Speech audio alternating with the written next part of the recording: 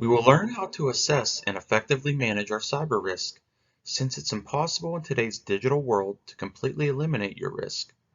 Risk management can best be described as a decision-making process. In the simplest terms, when you manage risk, you determine what bad things could happen, you assess the impact if it were to happen, and you decide what you could do to control that impact as much as deemed necessary. You then decide to act or not to act, and finally, you evaluate the results of your decision.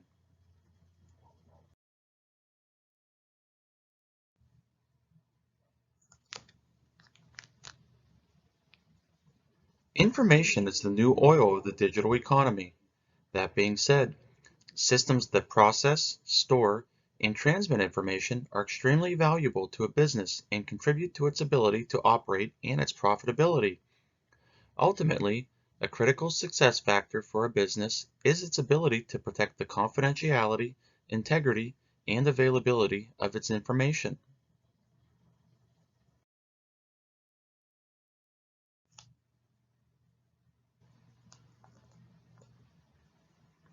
Risk assessment is an essential element of any business from the senior management level to the individual contributor.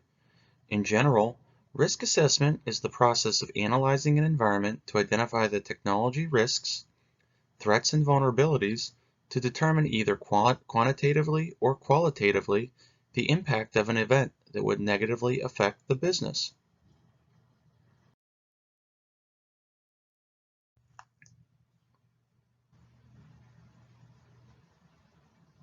In today's technology-dependent business environment, there are a number of common technology risks that you should be aware of. First, there is inherent risk associated with storing personal, private, or confidential information on a system. Information systems that are necessary to keep the lights on, per se, and run the business definitely pose a risk to the business. Furthermore, information systems such as electronic security systems that are used to safeguard company assets should be assessed from a risk perspective.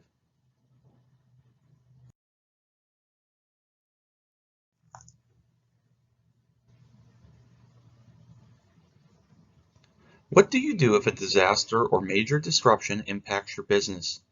Although the likelihood of such events may be low, the impact to the business may be significant, and it's important that you are prepared for these worst-case scenarios.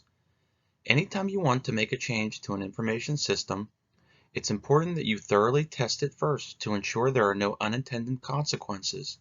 However, the testing process itself can pose a risk if the procedure isn't followed or something else were to go wrong. The overall effectiveness of an information system is primarily measured via its uptime. However, some organizations are willing to sacrifice security for availability, which in itself is a risky proposition.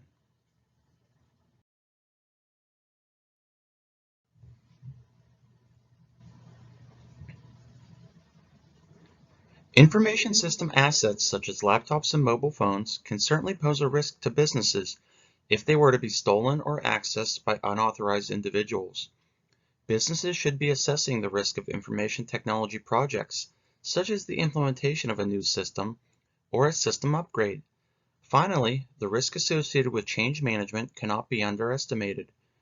Change management is its own discipline and refers to a standard methodology for performing and recording changes during software development and system operation. The methodology defines steps that ensure that system changes are required by the organization and are properly authorized, documented, tested, and approved by management.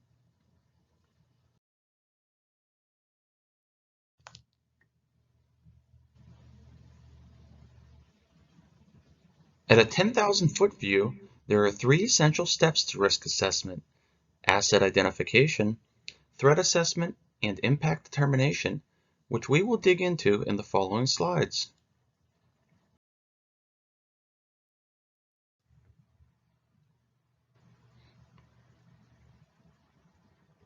First and foremost, you need to know what hardware and software assets exist and where they reside in your business environment, since they are vulnerable to threats and need to be protected.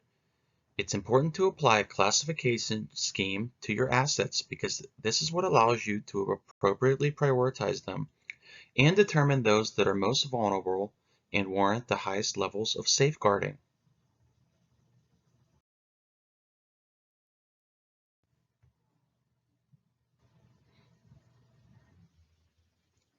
After identifying your hardware and software assets, the next step is to identify both the possible threats and the possible vulnerabilities associated with each asset and the likelihood of their occurrence.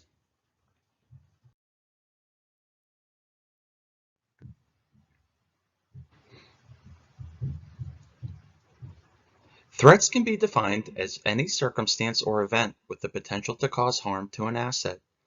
A threat actor is the entity behind a threat. Threat actors can be divided into groups based on abilities, their location, both internal or external, by level of sophistication, by level of resources, and by intent. A threat vector is a method used to effect a threat. For example, malware that is delivered via a watering hole attack.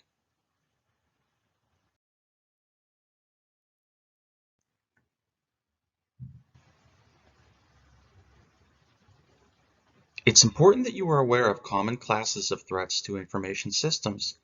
An example of an equipment failure could be a server crashing or a corrupt hard disk drive. Environmental disruptions could be a power outage or flooding as a result of inclement weather. Unfortunately, humans are prone to errors and can make mistakes when operating information systems. Purposeful attacks are characterized by a high level of sophistication, discipline, organization, and funding.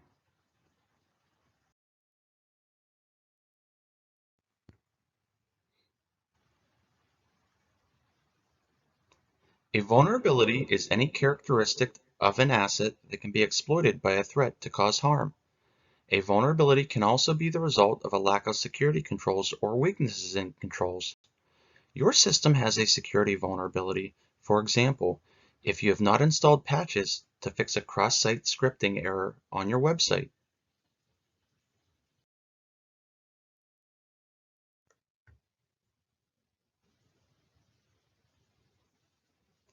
Understanding a system's risk exposure is not, in actuality, a simple task. Using a series of tests, one can determine an estimate of the risk that a system has to the enterprise. Vulnerability tests can be conducted using specialized tools called vulnerability scanners that discover and detail the known vulnerabilities and the degree to which they are exposed. It is important to note that zero-day vulnerabilities will not be known, and the risk from them still remains unknown. A second form of testing, penetration testing, is used to simulate an adversary to see whether the controls in place perform to the desired level.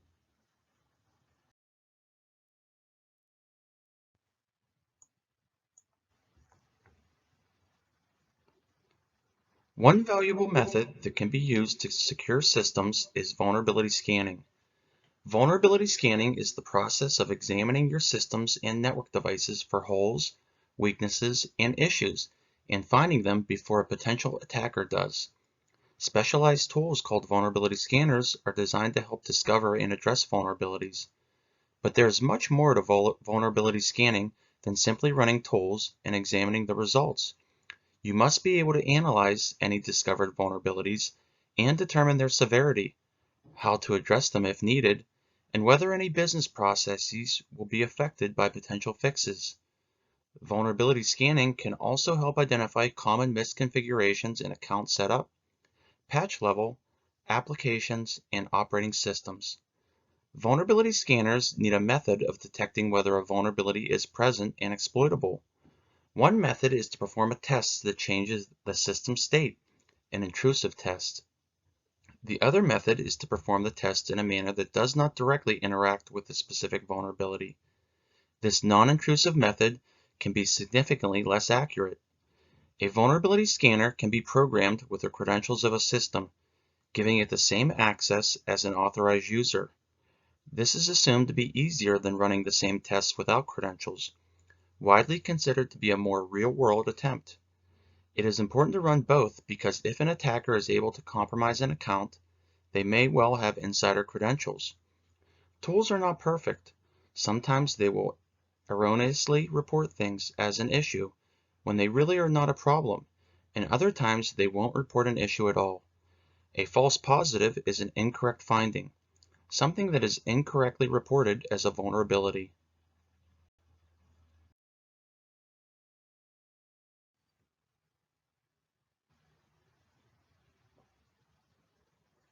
Systems can be tested in a variety of manners.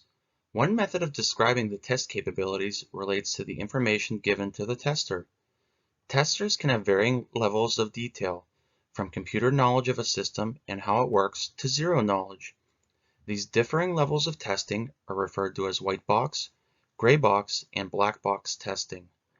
Black box testing is a testing technique where testers have no knowledge of the internal workings of the software they are testing. They treat the entire software package as a black box. They put input in and look at the output. White box testing is almost the polar opposite of black box testing. A white box tester will have detailed knowledge of the application they are examining. What happens when you mix a bit of black box testing and a bit of white box testing? You get gray box testing. In a gray box test, the testers typically have some knowledge of the software, network, or systems they are testing.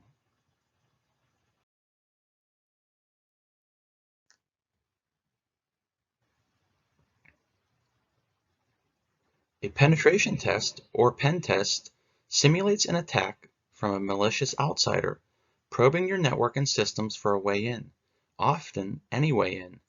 Pen tests are often the most aggressive form of security testing and can take on many forms. The goal of a pen test is the same: to determine whether an attacker can bypass your security and access your systems. Unlike a vulnerability assessment, which typically just catalogs vulnerabilities, a pen test attempts to exploit vulnerabilities to see how much access that vulnerability allows.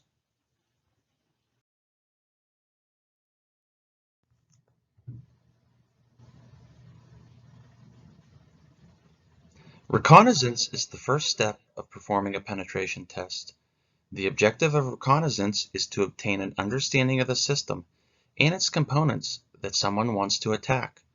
There are multiple methods that can be employed to achieve this objective, and in most cases, multiple methods will be employed to ensure good coverage of the systems and to find the potential vulnerabilities that may be present. There are two classifications for reconnaissance activities: active and passive. Active reconnaissance testing involves tools that you actually interact with the network and systems in a manner that their use can be observed. Active reconnaissance can provide a lot of useful information. You just need to be aware that their use may alert defenders to the impending attack. Passive reconnaissance is the use of tools that do not provide information to the network or systems under investigation.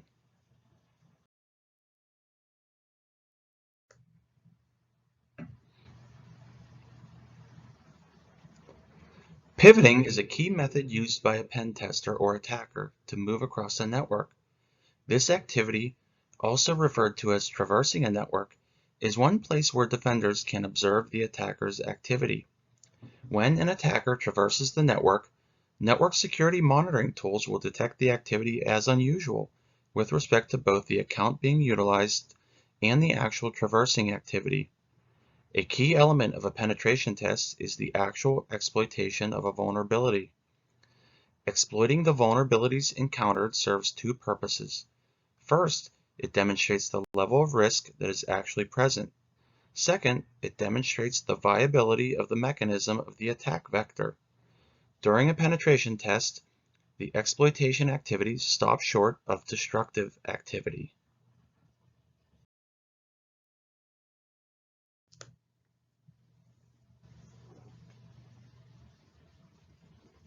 Persistence is one of the key elements of a whole class of attacks referred to as Advanced Persistent Threats, or APTs. APTs place two elements at the forefront of all activity: invisibility from defenders and persistence. APT actors tend to be patient and use techniques that make it difficult to remove them once they have gained a foothold. Escalation of privilege is the movement to an account that enables root or higher level privilege. Typically, this occurs when a normal user account exploits a vulnerability on a process that is operating with root privilege, and as a result of the specific exploit, the attacker assumes the privileges of the exploited process at the root level.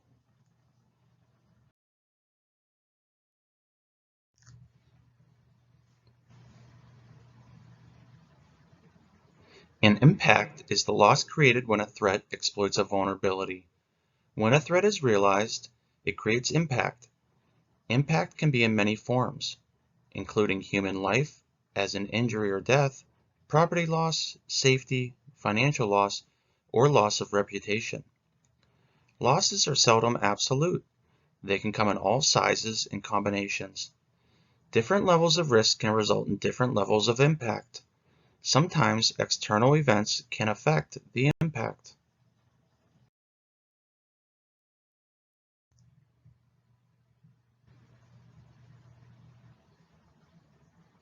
Impacts can be either tangible or intangible.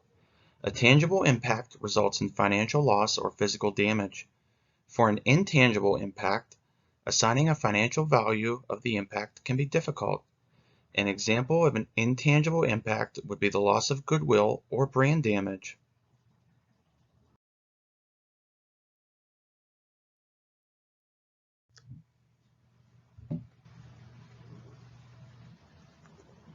Risk management professionals use the risk equation to effectively manage risk.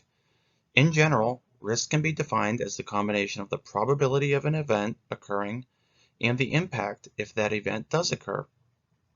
This gives us a simple formula to measure the level of risk in any situation.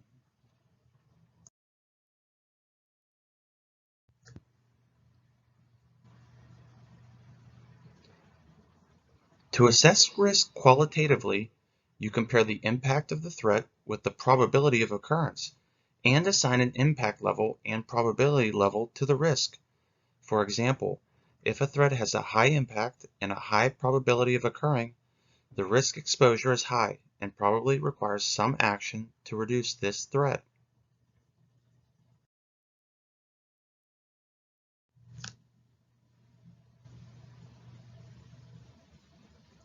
Whereas qualitative risk assessment relies on judgment and experience, quantitative risk assessment applies historical information and trends to attempt to predict future performance. This type of risk assessment is highly dependent on historical data, and gathering such data can be difficult. Quantitative risk assessment can also rely heavily on models that provide decision-making information in the form of quantitative metrics, which attempt to measure risk levels across a common scale.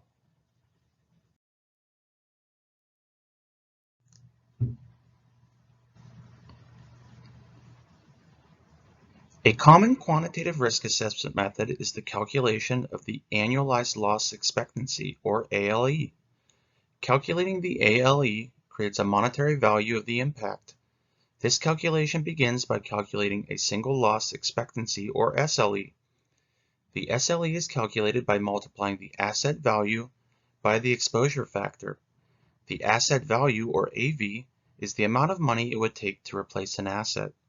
The exposure factor, or EF, is a measure of the magnitude of loss of an asset. The annualized rate of occurrence, or ARO, is a representation of the frequency of the event, measured in a standard year. Multiplying the SLE by the ARO gives us the ALE that we are looking for.